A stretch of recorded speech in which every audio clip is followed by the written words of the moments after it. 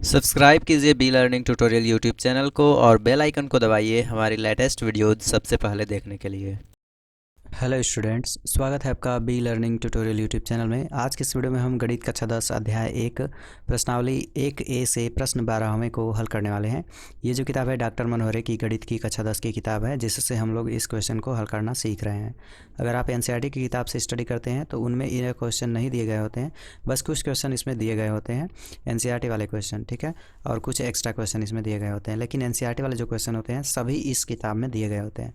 तो अगर आप इस किताब से स्टडी करते हैं तो 100% श्योर रहिए कि आप अपने एग्ज़ाम में सक्सेस हो सकते हैं, क्योंकि इसी किताब से आपको क्वेश्चन पूछे भी जाते हैं। ठीक है, तो चलिए स्टार्ट करते हैं क्वेश्चन नंबर 12 को और देखते हैं कि किस तरीके से हम लोग इसे सॉल्व कर सकते हैं।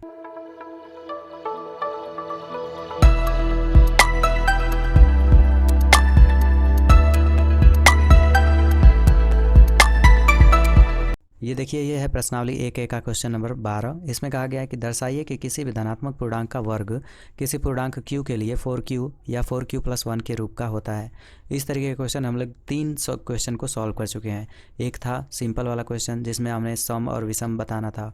दूसरा था वर्ग वाला क्वेश्चन जिसमें हमें वो पूर्णांक कोई मान करके वर्ग करके इन सब चीज़ों को प्रूफ करना था। और तीसरा एक क्वेश्चन था जिसमें हमने पूर्णांक को माना था और उसको हमने घन करके ये जो नंबर दिए गए हैं इसको प्रूफ किया था। तो उस तरह के क्वेश्चन आपको स्क्रीन पे जो दिखाई दे रहे हैं वो क्वेश्चन हम लोग सॉल्व किए थे। तो अगर आपने इन क्वेश्चन को नहीं देखा है तो ज़रूर से देखिएगा, उनका लिंक हम डिस्क्रिप्शन में दे देंगे और ऊपर आई बटन में भी है, तो वहाँ से क्लिक करके देख सकते हैं या फिर प्लेलिस्ट को भी चेक कर सकते हैं। जब भी आप इस तरह के क्वेश्चन को देखें तो शुरू से इनका क्वेश्चन को देखते आइएगा, क्वेश्चन नंबर 1 से, तभी आपको अच्छे तरीके से समझ में आएगा। ठीक है, चलिए स्टार्ट करते हैं क्वेश्चन नंबर 12 को। देखिए, इस क्वेश्चन को हल करने के लिए 2 तरीके हैं। ये तो एक तो आप यहाँ से 4 आप दिखाई दे रहा है आपको, यहाँ पे 4 और यहाँ पे भी 4, तो इन दोनों में से 2 को कॉमन ले लीजिए और कोई भी पूर्णांक मान लीजिए x और उसको आप यम के रूप में मान के चलिए। ठीक है, जैसे कि यहाँ पे हमें 2 कॉमन मिल गया और यहाँ पे भी हमें 2 कॉमन मिल गया, तो इसको लिख सकते हैं 2m और यहाँ पे लिख सकते हैं 2m+1 और इसको हम लोग मान लेंगे x के बराबर है। ठीक, और फिर प्रश्न में कहा गया है कि वर्ग कीजिए, तो वर्ग कर दीजिएगा x² का और यहाँ पे 2m का वर्ग कर दीजिएगा। तो 2m का जब आप वर्ग करेंगे तो ये हो जाएगा 4m का स्क्वायर, और ये जो m है ना इसी को आप क्या मान लीजिएगा, q मान लीजिएगा। तो यहाँ पे लिख दीजिएगा m² = q। ठीक, तो यहाँ पे आप क्या लिख सकते हैं 4q, पहला पॉइंट आ गया। इसी तरीके से आप दूसरा पॉइंट भी लिख सकते हैं। तो हम लोग इतना शॉर्टकट में नहीं लगाते हैं, चलिए हम डिटेल में लगाते हैं और डिटेल में आपको समझाने की कोशिश करते हैं। ठीक है, तो हम लोग इसी मेथड को अप्लाई करेंगे और इसी मेथड को अप्लाई करके इस क्वेश्चन को हल कर लेंगे। तो सबसे पहले तो हम लोग लिख लेते हैं कि जो चीज़ें इसमें दी गई हैं, तो लिखेंगे यूक्लिड विभाजन एल्गोरिथम से। ओके, तो यूक्लिड विभाजन एल्गोरिथम का हम लोग प्रयोग करेंगे। तो यहाँ पे मान लेते हैं x कोई एक धनात्मक पूर्णांक है, माना x एक धनात्मक पूर्णांक है, धनात्मक पूर्णांक है। मान लिए कि x जो है वो एक धनात्मक पूर्णांक है।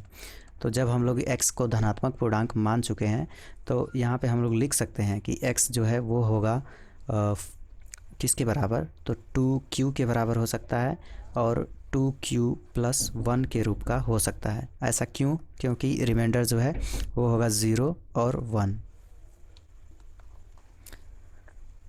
ओके, तो रिमाइंडर कितना हमारा होगा, 0 या 1 होगा। ठीक है, ये कैसे आप निकालेंगे, देखिए जो सबसे हाईएस्ट वाला नंबर होगा लास्ट में, मतलब देखिए यहाँ पे 4q है और यहाँ पे 4q+1 है, तो जो हाईएस्ट नंबर है यहाँ पे 1 है, तो यही होगा आपका रिमाइंडर। ठीक है, तो 0 से स्टार्ट करेंगे और 1। अगर यहाँ पे रहता 4q+2 तो यहाँ पे हम क्या लिखते हैं 4q+2 की जगह पे तो रिमाइंडर लिखते हैं हम 0, 1 और 2। इसी तरीके से रहता 4q+3 तो हम लिखते 0, 1 और कामा दे के 2, 3। ठीक है, ऐसे यहाँ पे देखिए 2q हमने क्यों लिखा है, क्योंकि 4 में से 2 कॉमन मिलेगा और इस 4 में से भी 2 कॉमन मिलेगा, इसलिए हमने यहाँ पे x को माना है 2q और x को ही माने हैं 2q+1 के रूप का। देखिए यहाँ पे हम q नहीं मानते हैं, q को हम लोग क्या मान लेते हैं, यम के रूप में मान लेते हैं। ठीक है, क्योंकि हमें प्रूफ करना है q के रूप में तो हम यम मान के चलते हैं। अगर यहाँ पे यम दिया होता है तो हम q मान के चलते हैं, मतलब कोई अलग सा नंबर मान के चलते हैं। ठीक है, तो अब हम लोग क्या करेंगे कि वर्ग कर देंगे। ठीक है, तो प्रश्नानुसार प्रश्नानुसार मतलब कि प्रश्न के अनुसार। तो प्रश्न के अनुसार क्या कहा गया है कि जो भी आप पूर्णांक माने हैं उसका वर्ग कीजिए। तो पूर्णांक x माने हैं, 1 मिनट एक बार हम इसे लिख लेते हैं। तो x बराबर 2m लिख देंगे, वर्ग करने पर, वर्ग करने पर, वर्ग करने पर, वर्ग करने पर, वर्ग करेंगे तो क्या होगा, एक्स स्क्वायर बराबर 2 दूनी के 4 यम स्क्वायर। ठीक, अब हमें लाना किस रूप में है, तो देखिए हमें 4q लाना है। तो बाहर तो हमें 4 मिल रहा है, इसी यम की जगह पे अगर q होता तो ये हमें प्राप्त हो जाता। तो यम स्क्वायर को हम लोग लिख सकते हैं कि जो यम स्क्वायर है वो q के बराबर है। तो यहाँ पे यम स्क्वायर की जगह पे क्या लिख सकते हैं, 4q लिख सकते हैं। ठीक, ये हो गया पहला समीकरण।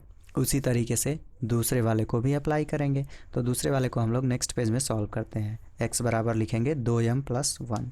तो यहाँ पे लिखेंगे x बराबर 2m + 1।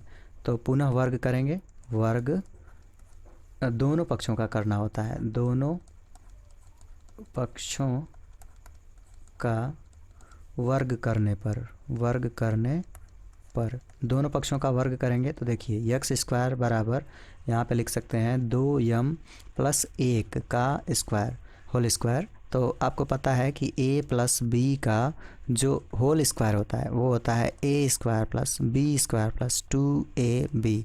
ये आप कक्षा 8वीं, कक्षा 7वीं, कक्षा 6वीं से ही पढ़ते आ चुके हैं। ठीक है, तो विस्तार करेंगे उसी रूप में। तो ये होगा एक्स स्क्वायर बराबर 2m का होल स्क्वायर। ठीक, क्योंकि ये जो घात है दोनों नंबर पे आएगी, ये घातांक का नियम होता है, कक्षा 8वीं में सिखाया जाता है। और यहाँ पे 1 का स्क्वायर प्लस 2 × 2m × 1, सॉल्व करेंगे इसे। ये होगा 4m का स्क्वायर प्लस 1 प्लस 2 दूनी के 4m। ठीक, इसके बाद से ये नंबर और ये नंबर इन दोनों को पास में लिख लेंगे। तो लिखेंगे 4m² + 4m + 1। ठीक, अब देखिए इतना जो नंबर है यहाँ से लेके यहाँ तक, इसमें से हमें 4 को बाहर निकालना है। ऐसा क्यों कर रहे हैं, क्योंकि हमें लाना है बाहर 4 और अंदर q लाना है, और बाहर +1 तो हमें प्राप्त हो जाएगा। तो देखिए यहाँ से हम लोग 4 को ले लेंगे कामन। तो 4 को हम लोग कामन लिए तो बचा यहाँ पे क्या, तो m² बचा प्लस m बचा, और अंदर क्या बचा, मतलब बाहर क्या बचा, तो 1। और इसको हम लोग मान लेंगे m² + 1 को किसके बराबर, q के। तो यहाँ पे लिख सकते हैं 4q + 1। ठीक, ये किसके बराबर है, तो ये x² के बराबर है। ठीक, तो देखिए दोनों पॉइंट हमें प्रूफ हो चुके हैं। ये इसको मान लेंगे समीकरण 2। लिख देंगे यहाँ पे कि समीकरण 1 तथा समीकरण 2 से, समीकरण 1 तथा समीकरण 2 से। ठीक है, इसको ऐसे ही लिख देते हैं 2 से। ठीक, समीकरण 1 तथा 2 से किसी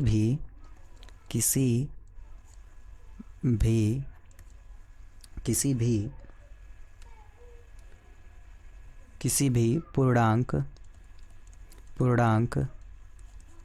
x का वर्ग q के लिए 4q कामा देके लिखेंगे 4q + 1 के रूप का होता है, के रूप का होता है। और ये क्वेश्चन कंप्लीट होता है इस तरीके के सॉल्यूशन से। तो मुझे उम्मीद है कि आपको ये क्वेश्चन अच्छे तरीके से समझ में आया है। अगर आपको ये क्वेश्चन नहीं समझ में आया है तो आप इस वीडियो को फिर से पीछे करके देखिएगा, स्लाइड करके, और आपको ये वीडियो से इस क्वेश्चन का एक अच्छा सा आइडिया मिल जाएगा और आपको ये क्वेश्चन समझ में आ जाएगा। अगर फिर भी नहीं समझ में आता है तो आप क्वेश्चन नंबर 7 को देखिएगा और क्वेश्चन नंबर 12 को फिर से रिपीट करके देखिएगा, और इस तरीके का जो भी हमने क्वेश्चन सॉल्व कराए हैं उनको देखिएगा तो डेफिनेटली समझ में आ जाएगा। अगर आप हमारे चैनल पर नए हैं तो चैनल को सब्सक्राइब करें।